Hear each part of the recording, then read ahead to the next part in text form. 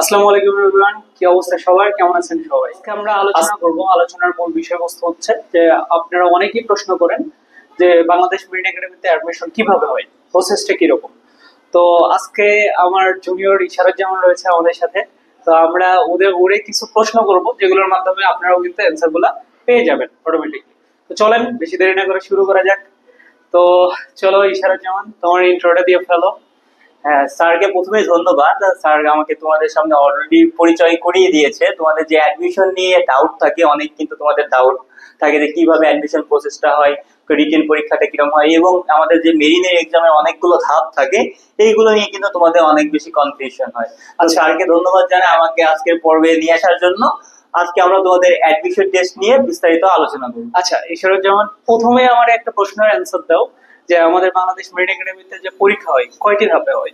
আচ্ছা, আমাদের পরীক্ষার ধাপগুলো যেটা আমি একটু আগে বললাম স্যার, যে পরীক্ষার ধাপগুলো কিন্তু অনেকগুলো। প্রথমে আমাদের রিটেন এক্সাম দিতে হয়। রিটেন এক্সামে যদি সে কোয়ালিফাই করতে পারে, তারপরে আমাদের একটা ফিজিক্যাল টেস্ট হয়। এখন ফিজিক্যাল টেস্টেরও কিন্তু অনেকগুলো ধাপ রয়েছে। যেরকম আমাদের ফিজিক্যাল টেস্টের জন্য দৌড়টা রয়েছে, সাঁতার রয়েছে, পুশ আপ চেক করা হয়, এবং লাস্টলি আমাদের রোপ ক্লাইম্বিংও করা হয়। এর মাধ্যমে আমাদের যাচাই করা হয় এগুলোর জন্য কোয়ালিফাই ডিসকোয়ালিফাই, এরকম না যে ওইখানে যে আমাকে ফার্স্ট হতে হবে সাঁতারে বা রানিং এ ফার্স্ট হতে হবে, পুশ আপ 10টা বেশি দিতে হবে, এরকম কিছু না।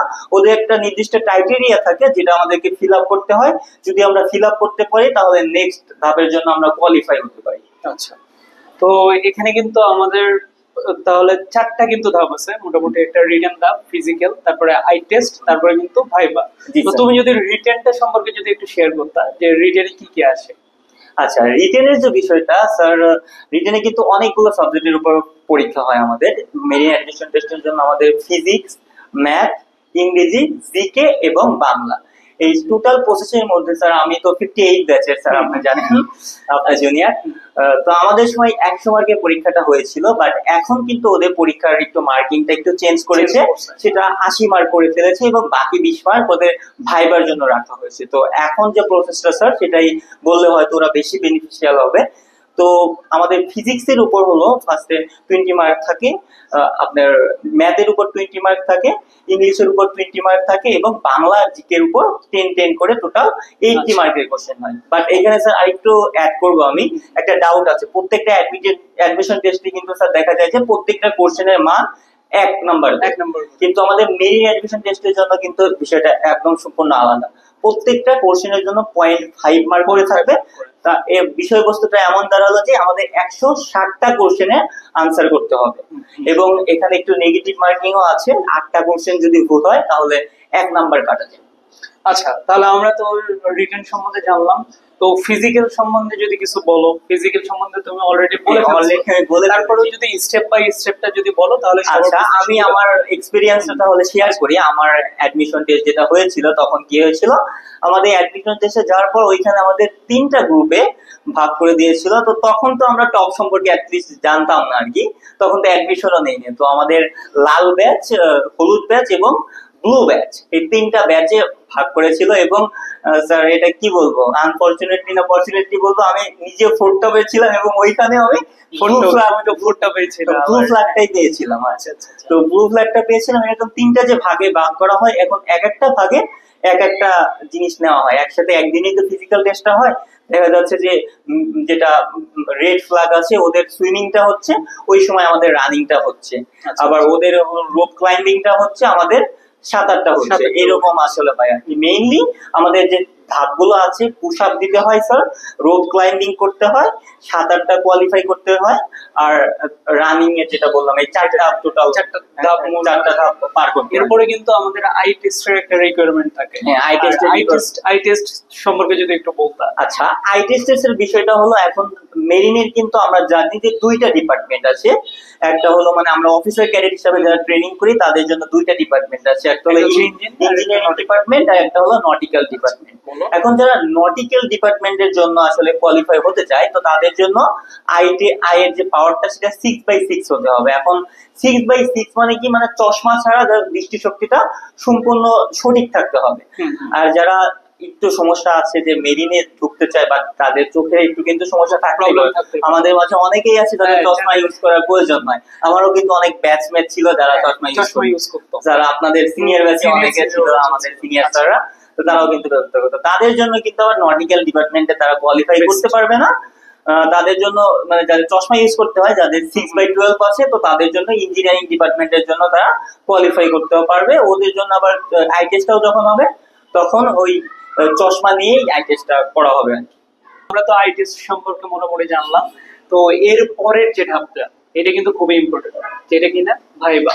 তো ভাইবাতে আসলে কি হয়, কিরকম প্রশ্ন হয়, এটা সম্পর্কে যদি একটু বলতে হয়। আচ্ছা স্যার, এটা কিন্তু অনেক আসলে একটা হেজিটেশনের বিষয়। অনেকে কিন্তু ভাইবা নিয়ে অনেক ডাউট থাকে। Doubt থাকে। এখন ভাইবা যে জিনিসটা স্যার, এটা কিন্তু আমি নিজের পার্সোনাল যেটা সেটা শেয়ার করতে পারবো, কিন্তু ভাইবা স্যাররা যারা আমাদের যারা যখন সিনিয়র যে- যারা বসে থাকে তাদের মাইন্ডে যখন যখন যেটা যেটা চলে সেটা নিয়ে কিন্তু অ্যাকচুয়ালি কোশ্চেন করে থাকে। তো আমি যদি আমার নিজের ভাইবাটার এক্সপিরিয়েন্সটা শেয়ার করি, তো ওইখানে স্যার আমি ফার্স্টে একটা পারমিশন নিয়ে, সালাম দিয়ে পারমিশন নিয়ে ঢুকেছিলাম।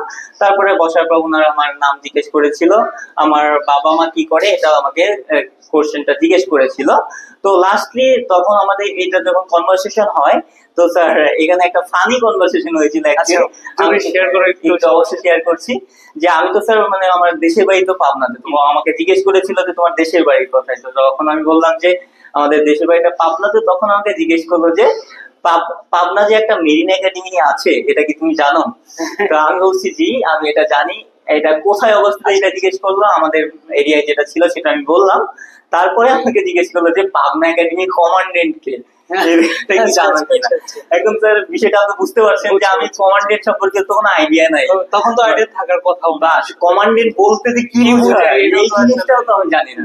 তোমাকে জিজ্ঞেস করছে, আমি বলছি যে excuse me sir, sorry sir, I don't know.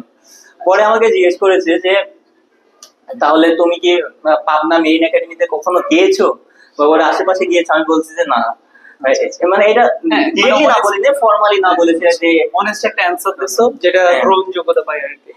তখন ওনারা একটু ফানিলি হাসি দিয়েছে আর কি স্যার যারা ছিল, যে তুমি তো তোমার একাডেমি পাবনাতে একাডেমি আছে এই সম্পর্কে কিছুই জানো না, তো তুমি মেরিনে কেন আসতে চাও, মেরিনে আসার আসলে কারণটা কি? তারপরে স্যার আমি যেটা বলেছিলাম যে যেটা আসলে নর্মালি আমরা বলি যে আর্লি এস্টাবলিশমেন্ট, আমি বলেছিলাম যে স্যার আমি পরিবারের বড় ছেলে, তো সেই হিসেবে আর্লি এস্টাবলিশমেন্ট হলে আমার ফ্যামিলিকে হেল্প করতে পারবো। এটা ইংলিশে যেভাবে আমরা বলি ওইখানে ভাইভাতে নর্মালি যেটা হয় সেভাবে আর কি বলেছিলাম।